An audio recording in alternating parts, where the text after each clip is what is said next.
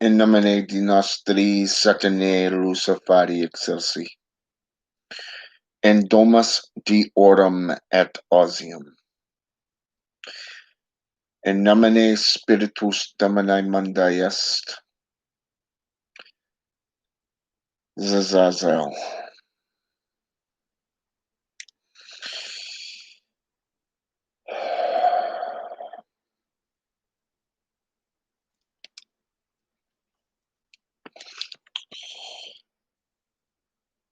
Time periods. What are the appropriate amount of time between the time you leave your former philosophy, that of your former religious standpoint, and that when you should truly dedicate yourself to a specific path or root working? Well, personally, I would say no more than 6 months. Why?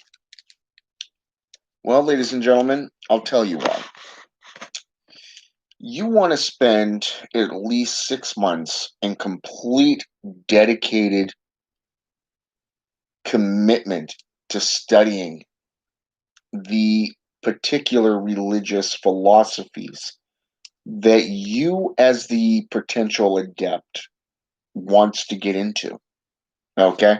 Basically, meaning if a path or root working interests you and piques your curiosity, your interest, perhaps it's something that really speaks to you as the individual. You want to delve into the philosophy, getting to know the regulations, the the laws, the codes of conduct.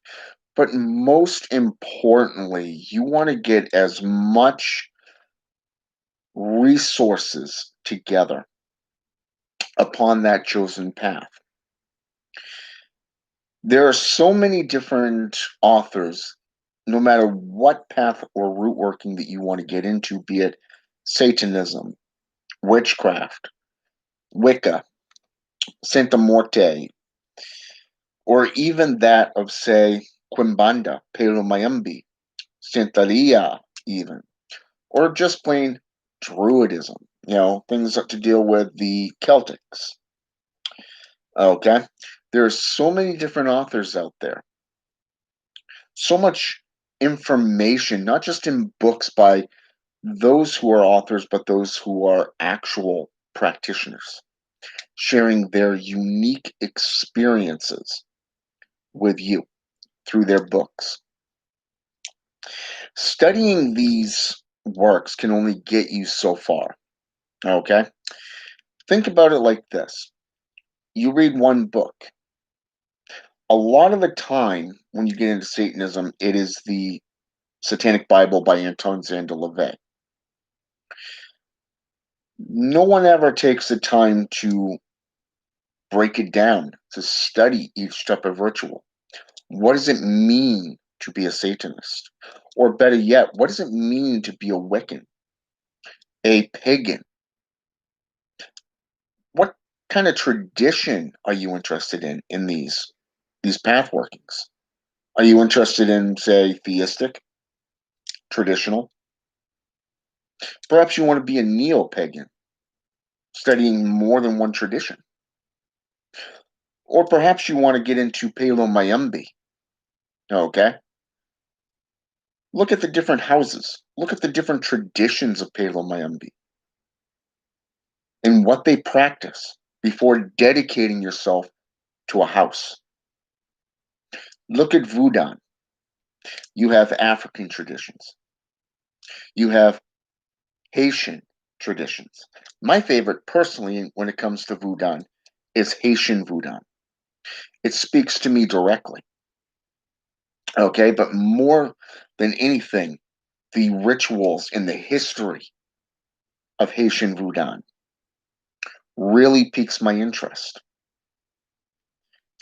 It drives my curiosity to learn more, to work with the Loa from that tradition, not just understanding the seals, the rituals, the offerings, the different Loa that can be called through your ancestral lineage. In Palo, you have what is known as different houses. Okay, and it is an offshoot of various different other African Caribbean traditions, not just Voodoo. Okay, Voodoo was the original that came from Africa, but it was splintered off into Quimbanda, Umbra, Brujeria, and many others before ending up here in the United States. Okay, now what I find interesting is that you have some individuals who will read one book and then they think that they are masters. This is not the case. It's far from it.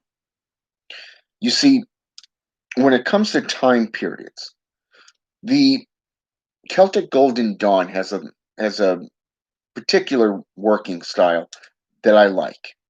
Okay? And it's called you study and practice for a year. One whole year. And then you take a day, just one day, and reflect upon the following year. The past year. What was it that you learned? How far did you advance? What was it about that particular root working or initiationary process that caught your attention? Okay. Is this the path that you truly want to walk down? Okay. There's a time period that must be put in place so that you can find your path working, your root working. Okay. I have a satanic sister who's getting into Satanism, and I recommended some books to her, and she went out and bought it. Now she's going to have one hell of a good time reading. Okay. And the reason for this is because this particular author, okay, Alistair Notch, who has been around for 35 years and longer, he has written at least 10 books on theistic and spiritual Satanism. Okay. Cognitive Warfare, The Inner Sanctum, okay, 1, 2, and 3, okay, Sanctum of Shadows, 1, 2, and 3, okay. She went out and bought all 4 of these books. She's going to have one hell of a reading over the next few days, okay, perhaps longer depending on how much time she gets to sit down and actually concentrate on what she's reading. Now, what's interesting is that you also got people like Venus Satanas, who wrote a theistic book on just spiritual prayers to Satan, okay, to the satanic prayers, to various different devils, to Lucifer, to Satan, and so many others. You have Reverend King, who wrote the Unholy Bible, the Book of Kings, in the satanic hymns. So there's more than one tradition out there. There's more than one type of author. It does not matter what tradition is. Okay, if you look at necromancy, for an example, you have Sumner Stregwood, okay, who literally put out books that have been rescinded that were called, that was based off necromantic rituals and rites going as far back as the 14th century. Really hardcore type necromantic philosophy, okay?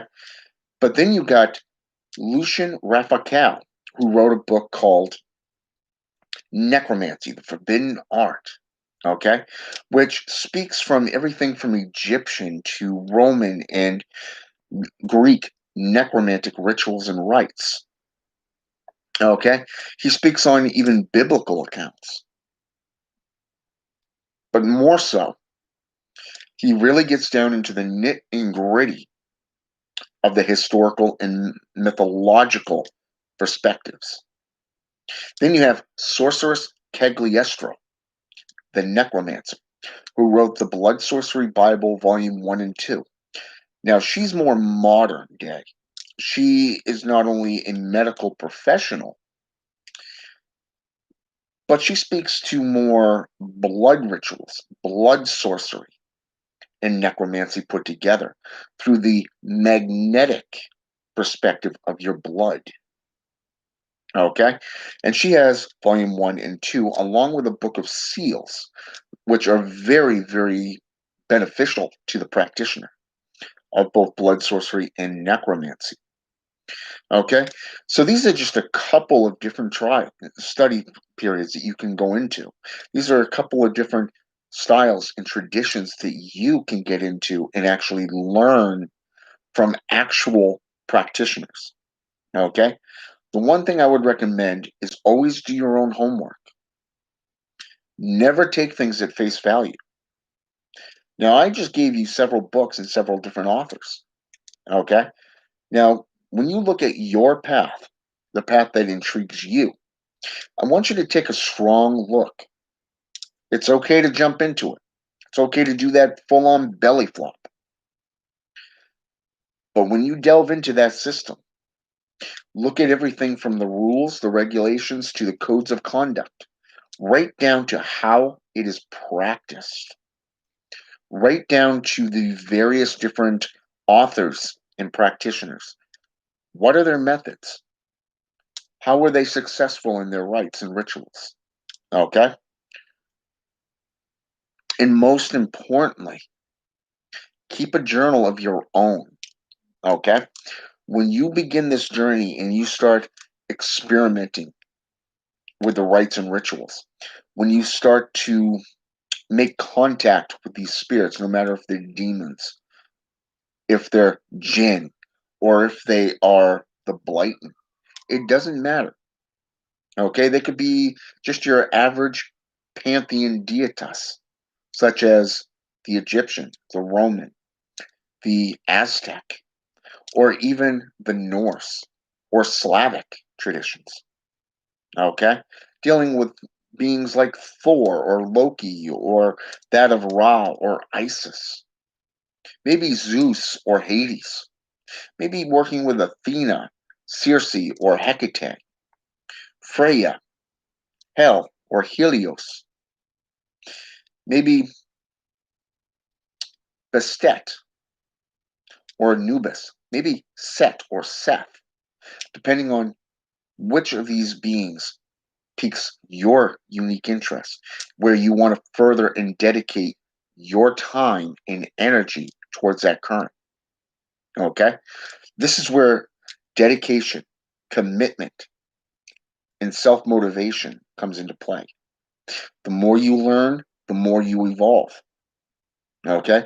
You begin to construct your altars, you begin to experiment with the various different herbs, plants, both poisonous and not.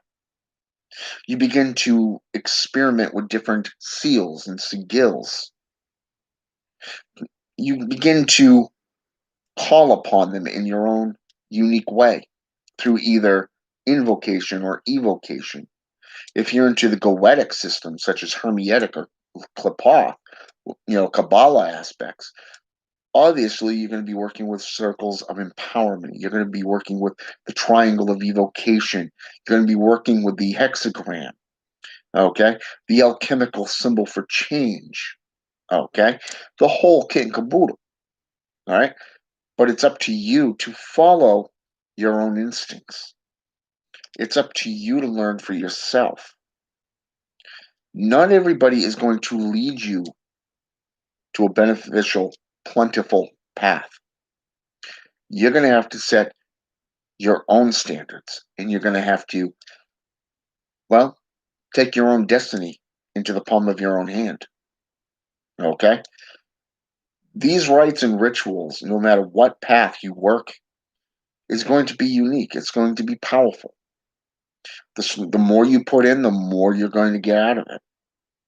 When you look at your connection with the deities, how far are you willing to take it? What are you willing to do to work with them? I'm talking worship, I'm talking guidance, and I'm also talking about what you can contribute for them. Okay? How can you further their agenda, their will in this world? Perhaps for your own family lineage, especially if you're into Voodoo. Because you got to remember that Voodoo is an ancestral, historical, religious practice. There are those practices that are very powerful. There are those that you need to take seriously. They're not all watered down, which is why you need to know what you're doing. And that is why I recommend no less than 6 months on any given path. In fact, I would recommend a full year. Okay? I've been following the Mazajira Cabal system now for 8 months. I'm on my 8th month right now. I've been working with numerous different spirits. Most recently, I added 2 more to the ones that I'm currently working with. You're going to grow, you're going to shrink. Your practices, your altar, it's always going to change. But it comes down to how much time you're willing to put into it. I'm not saying quit your job or abandon your families. 20 minutes a day, perhaps even an hour to dedicate to these spirits is very good. All right. You take tonight for an example.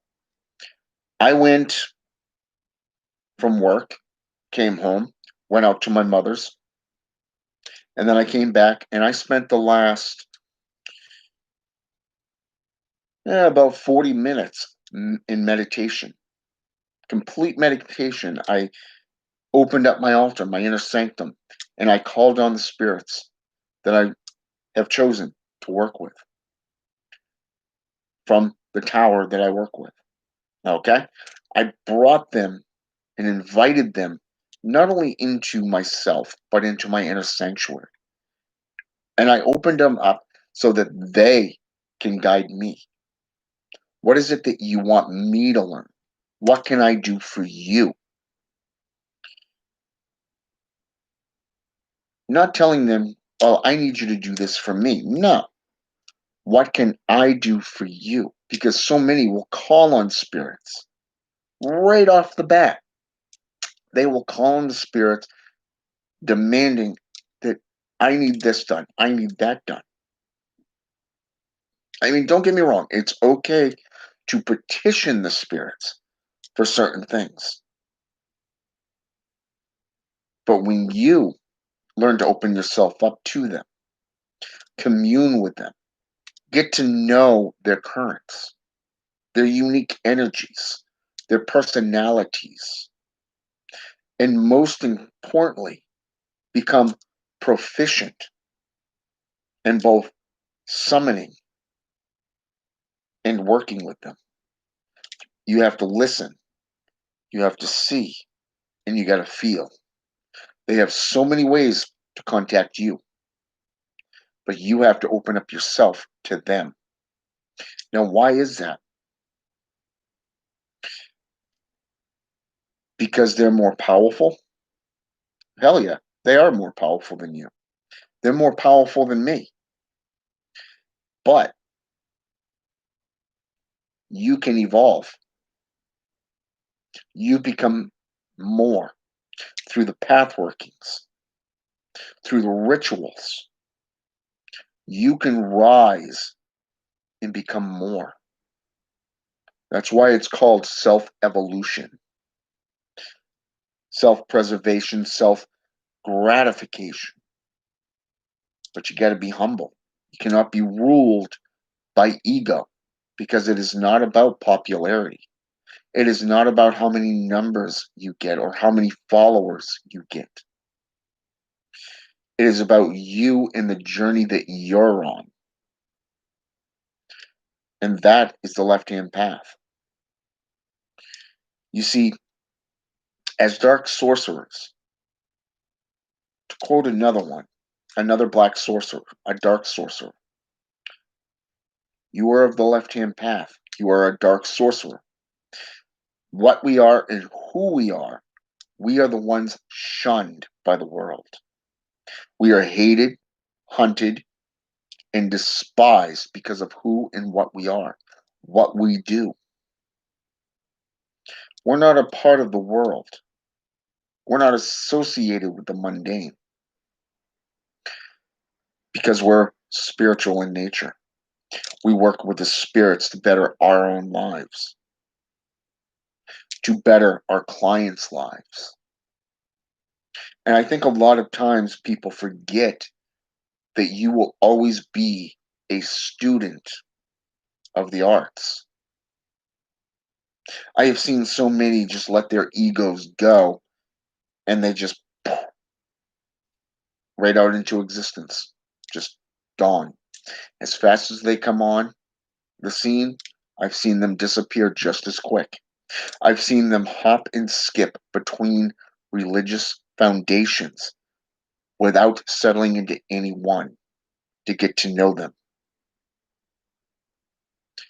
Everybody wants everything like that, but nobody wants to work for it, to earn that right, to earn that title, to earn their position, to earn their power. The more you work, the more you earn. You see, it's that give and take relationship. So, yes, there is a time period. There's a time period to choose a path. There is a dedicated time period to master the arts.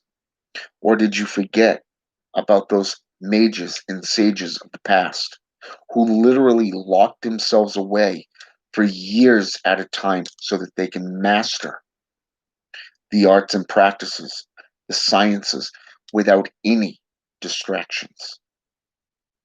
Again, I am not saying that you should abandon your family or your job. There's accountability going on here. Okay? You have responsibilities in your life that need to be upheld. But as E.A. Koetting so colorfully and humbly stated in the Works of Darkness, you have the sorcerer or sorceress, and then you have the man or woman, two separate entities sharing the same body. Find that balance, remain humble, and get to know those spirits. You'll be better off for it. Hey, Holly, Judy, and Custom Made Incense. Just wanted to give you a shout out. Notice you posted. That's this video. I hope it's been enlightening. I hope it's been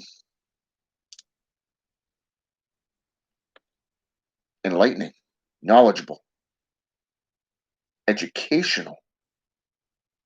And remember that there's always going to be that time period. There's going to be that time period where you're going to grow. You're going to get frustrated. You're going to expand your own works.